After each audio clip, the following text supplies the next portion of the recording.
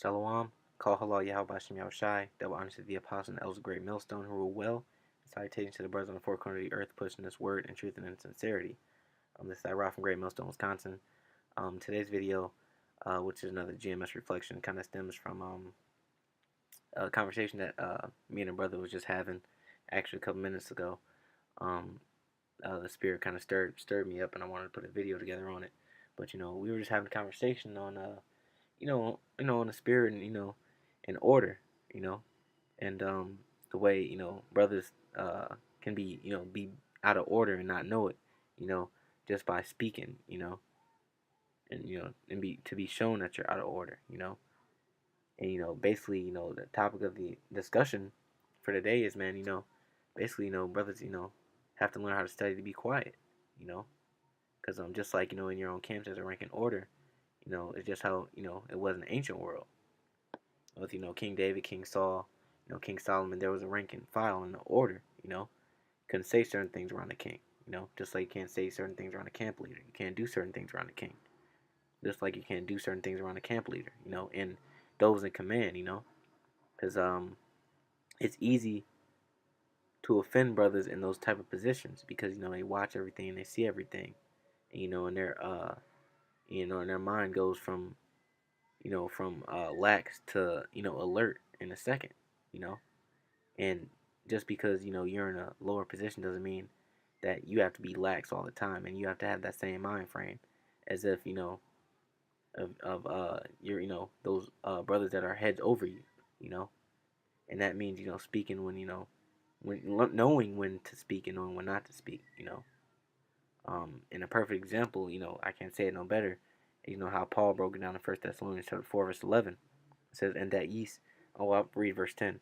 "And indeed ye do it toward all the brethren which are in all Macedonia. But we beseech you, brethren, that ye increase more and more." Now, that increase more and more basically means to grow in wisdom and knowledge and understanding, in the word Yahweh Shem Yahushai. And that ye study to be quiet. And that's the key phrase there, study to be quiet. Excuse me. And now we go into that Greek. Look at the word study. Strong's G 5389. Philotimeamai. Philotimeamai. Philotimeamai, which, going down here, this last subarticle, section 2, subarticle A, is really the real definition of this word. It says to be ambitious, to strive earnestly, make it one's aim. So now you have to study, meaning make it your aim, make it your business. To do what? To be quiet. Which, that word here in the Greek. Strong's G 2270. Hesuchadzo. Hesuchadzo. Hesuchazo, which means to be quiet. So you have to make it your earnest, to be earnest, or make it your business to be quiet, to lead a quiet life, and of those who are not running hither or thither, meaning don't be a busybody, but stay at home and mind their business. But this is the point right here, to be silent. An example, to say nothing, hold one's peace. And I think that's a quality that brothers need to learn in the truth, and this is just speaking from experience with myself. Brothers need to learn how to say nothing, when it requires it of you, and to speak when it requires it of you, because everything that comes to your mind doesn't have to be said, and just because a certain point, or a certain scripture, or a certain breakdown, or certain information, doesn't mean that you have to speak on it, just learn how to speak when spoken to sometimes, because I guarantee you there's nothing really more important that you can say that the head of the camp that's speaking can't already say, unless he needs help on a certain point, and he says, hey, can somebody, he asks for help, hey, can some brother help me, or damn, I don't remember this word or this term, or or the history on that, can somebody help me out, or something like that, but really, brothers really have no business speaking unless the spirit permits, because brothers in rank over you have the authority to speak, man, or have the authority to do certain things, and you don't. That's just the reality. It says, and to work with your own hands as we commanded you. Meaning do the work, man. Study to be quiet, meaning to be silent. Don't get in over your head and and speak when not spoken to, or speak when when speak out of turn. But do your work, man.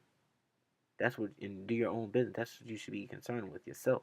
You know, not with whether brothers hear you or not, or brothers see your point of view, or they hear your opinion. That doesn't matter.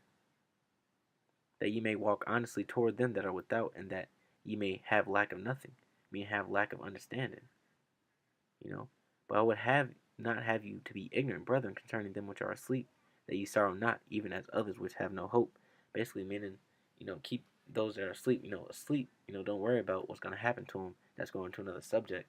But my point was in, verse 11 and verse 12, which brings me to Sirach chapter 20, verse 5, Slakia. There is one that keepeth silence, and is found wise, and another by much babbling becometh hateful. You don't have to let everybody know that you know something or a certain point, man. Just keep silent, man. Scriptures say, there's one that keepeth silent, knowing his time. When it's your time to speak, the Spirit will let you know. Just chill out and wait for it. Don't be hasty in spirit. And another by much babbling becometh hateful. So if you're one that's always talking over brothers, always trying to voice your opinion, always got something to say about every little thing, man. Brothers gonna learn to hate you. Or every time you talk, brothers gonna tell you, "Hey, be quiet. Don't nobody need you to talk." And then you're gonna feel some type of way about that. But that's only because you're the one that's talking all the goddamn time. Your word isn't always needed. Some man holdeth his tongue because he hath not to answer. You don't got to answer, so you be quiet. And some keep it silent, knowing his time, meaning, hey, I know the answer, but I'm just gonna chill out. When the Spirit needs me to speak up, I'm gonna speak up. A wise man will hold his tongue till he see opportunity, but a babbler and a fool will regard no time. And a babbler or a fool is somebody that doesn't read the atmosphere in the room, or doesn't read the Spirit, or doesn't understand that he doesn't have to talk all the time. A babbler just talks with no regard of no one else. Cuts everybody off. Corrects everybody all the time. Things like that, man. That's a fool.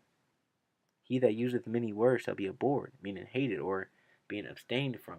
People aren't going to want to talk to you, aren't going to want to be around you. Brothers ain't going to want to be around you. Because it's always going to turn into, oh, that brother always got something to say. That brother talk too much. He think, he can talk over you whenever he wants to just because he knows the answer. Things like that, man. That's not what you want to be known for. You want to have a good name. You want to be blameless. And he that taketh to himself authority therein shall be hated. Meaning you take your self authority to say something whenever you feel like it. And brothers gonna learn to dislike you because of that. Next thing you know, you'll go from speaking at camp to holding signs because you can't keep your mouth closed, man. And you're talking over the main speaker, or you're talking over the head of the camp, or the second in command, or the third in command, or whatever your chain of command is. And that's a fool, man, because he regardeth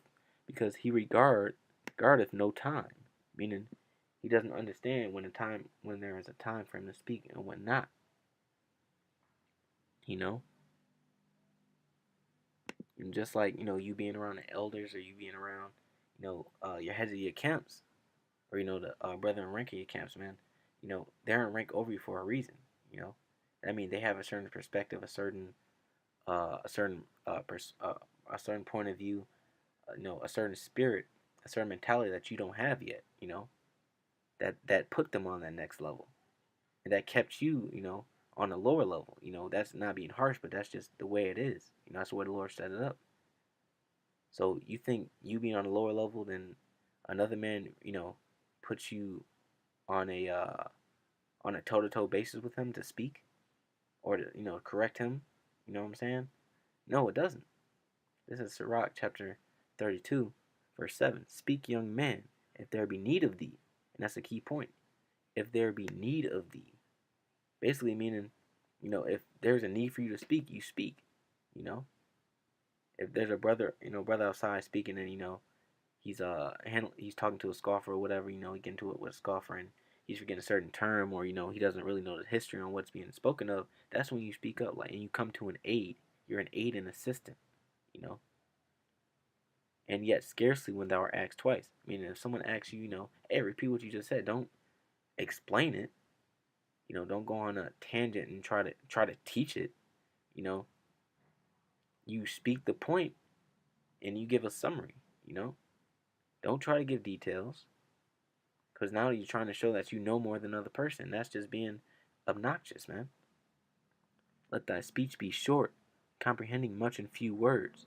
Be as one that knoweth and yet holdeth his tongue. You know, and you know that's pretty straightforward, man.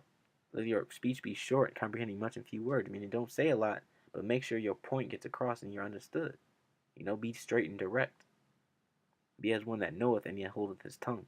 Meaning, you going back to the last verse in Sirach chapter 20, you know, you keep silence knowing your time, or there's one that knoweth and keeps silence knowing his time, you know. So you know what's going on, you know the subject, things like that. But just hold your tongue, man. If thou be among great men, make not thyself equal with them. And that's not even in terms of authority and, you know, and not giving orders, but I mean speaking too, man. You know, if your head of your camp are around there speaking, man, don't cut them off. That's making yourself equal with them. You know, don't correct them. Don't, you know, morals, just be quiet. And when ancient men are in place, use not many words, you know, because now you're trying to show your knowledge and show how much you know and how much, you know, how much you've grown and where you are in the spirit. But brothers can already see that. You don't need to show, you know, you don't need to show where you are. You know, that's telling them that you want vainglory. You know, that you want self-preservation. That's me and the brother were just speaking about. You know, you want it for your own gain, and that's not what this truth is about. So yeah, brothers will start to dislike you because of that. You know, so it's better sometimes just to keep your thoughts to yourself. If thou be among great men, make not thyself equal with them, and when ancient men are in place, use not many words. You know, before the thunder goeth lightning, and before a shamefaced man shall go favor. You know, and that's all part of being shamefaced, man. You know, being humble. You know, you humble yourself before the great men before you. You know, and that's not just talking about the elders. That's talking about men that have rank over you in your camps too, man. You know, because they are great men as well. Any man that's striving for Yahweh Bashim Yahshua is a great man, including yourself. But there are great men that are over you that are greater. You know, are greater in the spirit. So you have to recognize that.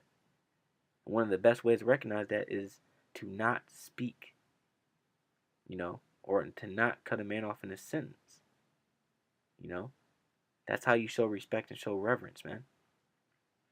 But I tried to make this video a little short and sweet, you know, straight to the point. You know, the scriptures really explain themselves. There's not much, you know, much articulating I can do to say it better than the scriptures can say it. You know, so without further ado, it's the last scripture. This is Job chapter 13 verse 5. Oh, that ye would altogether hold your peace, and it should be your wisdom. Right. And that's pretty self-explanatory, man. You know, be quiet, you know, and listen. Like Apostle Gabar always says, man, you got one mouth and two ears for a reason. You should listen twice as much as you speak.